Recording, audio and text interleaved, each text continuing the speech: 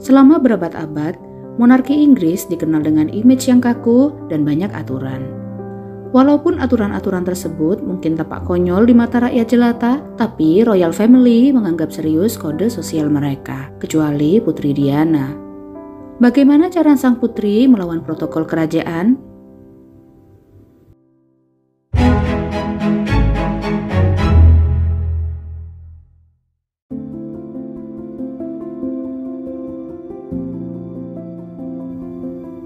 Sudah jadi tradisi bagi pengantin kerajaan untuk bersumpah bahwa mereka akan mematuhi suami. Tapi ketika Lady Diana menikah dengan Raja Charles pada tahun 1981, dia menghapus kata patuh dan menggantinya dengan mencintai, menghibur, menghormati, dan menjaganya dalam keadaan sakit dan sehat. Padahal, Ratu Elizabeth saja membuat sumpah untuk mematuhi Pangeran Philip, sesuatu yang secara teknis tidak mungkin dilakukan. Tapi sejak saat itu Diana membuat tren baru. Baik Kate Middleton dan Meghan Markle mengikuti jejak ibu mertua mereka dengan menghilangkan kata patuh dalam sumpah pernikahan mereka beberapa dekade kemudian.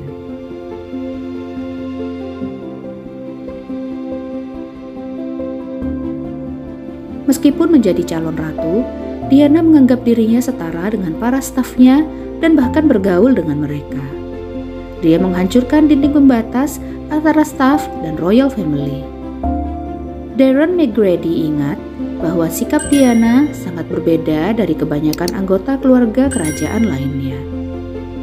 Sang putri turun ke dapur, berjalan menuruni tangga dan berkata, "Hey Darren," dan itu luar biasa. Orang bilang akan butuh waktu lama bagi saya untuk memahami para bangsawan karena mereka bisa sangat sulit dan tak terjangkau. Tapi Diana justru sebaliknya.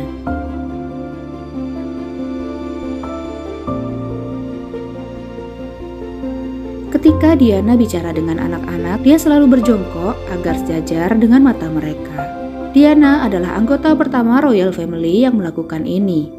Mereka biasanya berekspektasi setiap orang harus menghormati mereka. Tetapi Diana bilang, jika seseorang mungkin gugup dengan Anda atau Anda bicara dengan anak kecil atau orang sakit, jadikan diri Anda sejajar dengan mereka.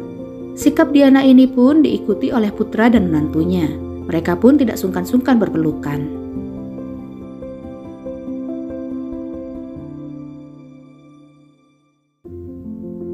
Merupakan tradisi bagi bangsawan untuk mengenakan sarung tangan ke acara formal.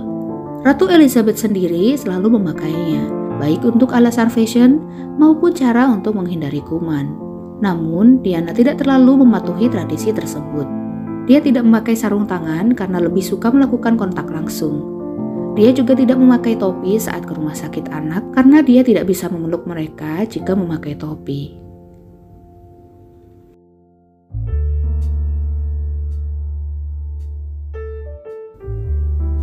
Merupakan hal umum bagi wanita di Royal Family untuk memakai cat kuku netral atau tidak sama sekali. Tapi Lady Diana tidak takut tampil berani dengan cat kuku merah yang mencolok.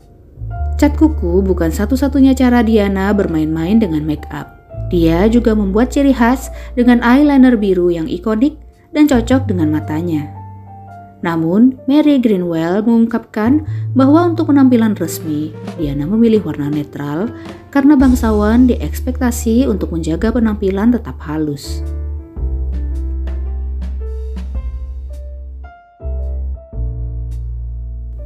Keluarga kerajaan harus berpegang pada aturan berpakaian yang konservatif.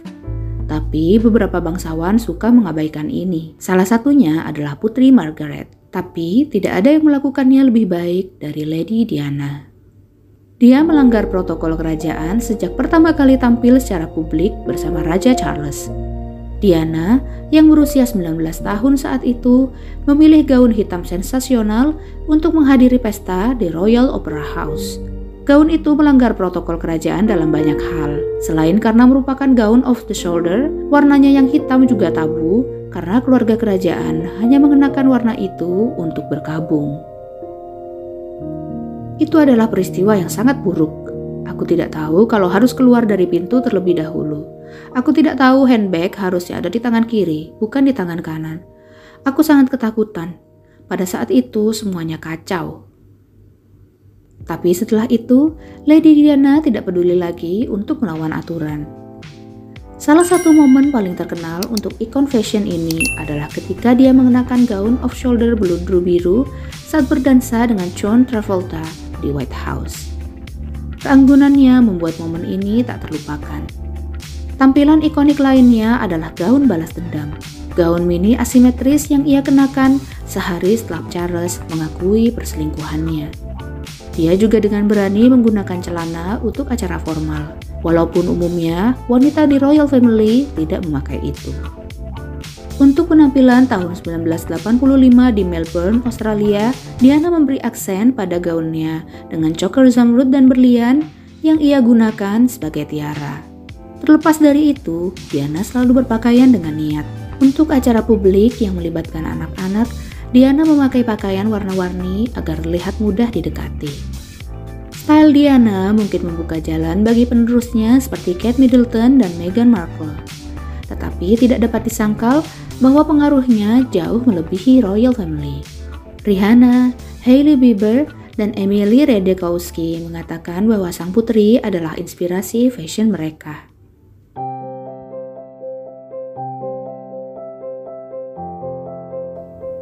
Salah satu bagian paling ikonik dari warisan Diana adalah keterlibatannya dalam epidemi HIV/AIDS. Pada tahun 1987, Diana membuka klinik HIV/AIDS pertama di London ketika virus tersebut menjadi krisis kesehatan global dan sering dikaitkan dengan informasi yang salah. Di klinik inilah Diana menjabat tangan seorang pasien AIDS tanpa sarung tangan. HIV does not make people dangerous to know. So you can shake their hands and give them a hug. Heaven knows they need it. What's more, you can share their homes, their workplaces, their playgrounds, and their toys. Pada saat itu, tindakannya terbilang kontroversial karena banyak yang salah mengira bahwa virus tersebut menular lewat sentuhan.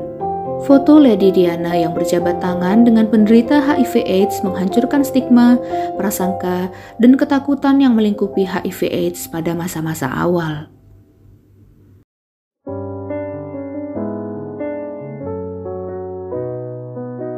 Diana muda adalah angin segar bagi banyak orang yang percaya bahwa monarki itu ketinggalan zaman.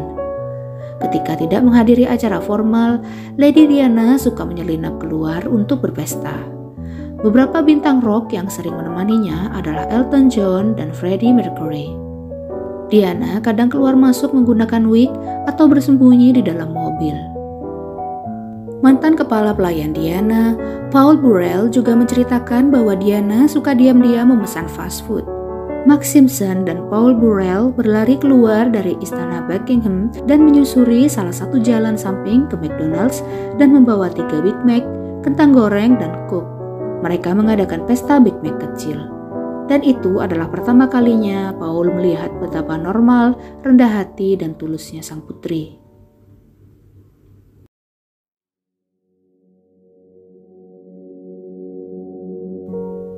Diana tidak ragu untuk jujur tentang bagian-bagian hidupnya yang kurang glamor, terutama pernikahannya yang berantakan. Charles dan Diana berpisah tahun 1992 dan 3 tahun kemudian dia memberikan wawancara eksplosif kepada Panorama BBC di mana sang putri mengakui perselingkuhannya dengan James Hewitt dan terus terang mengenai hubungan Raja Charles dan Camilla Parker Bowles. Well, there were 3 of us in this marriage, so it was a bit crowded. Meskipun stafnya mengklaim Diana menyesalinya, sang putri tetap berusaha mencoba mengendalikan media dan kegilaan paparazzi di sekitar hidupnya. Dijuluki sebagai People's Princess, Diana tidak pernah menjadi orang yang patuh pada aturan kerajaan. Dia menjalani hidup dengan caranya sendiri, menjadi pemberontak dengan cara terbaik, dan meninggalkan pengaruh yang bertahan lama. Dengan pemberontakannya, dia membuat anggota keluarga kerajaan lebih mudah diakses dan mempengaruhi cara penerusnya untuk berinteraksi dengan publik dan pers. Because I do things differently, because I don't go by a rule book, because I lead from the heart, not the head. And albeit that's got me into trouble in my work, I understand that. But someone's got to go out there and love people and show it. Bagaimana pendapatmu tentang topik kali ini? Apakah menurutmu cara yang dilakukan Lady Diana membawa pengaruh positif atau sebaliknya?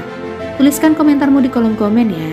Dan jangan lupa klik like dan subscribe untuk cerita menarik lainnya.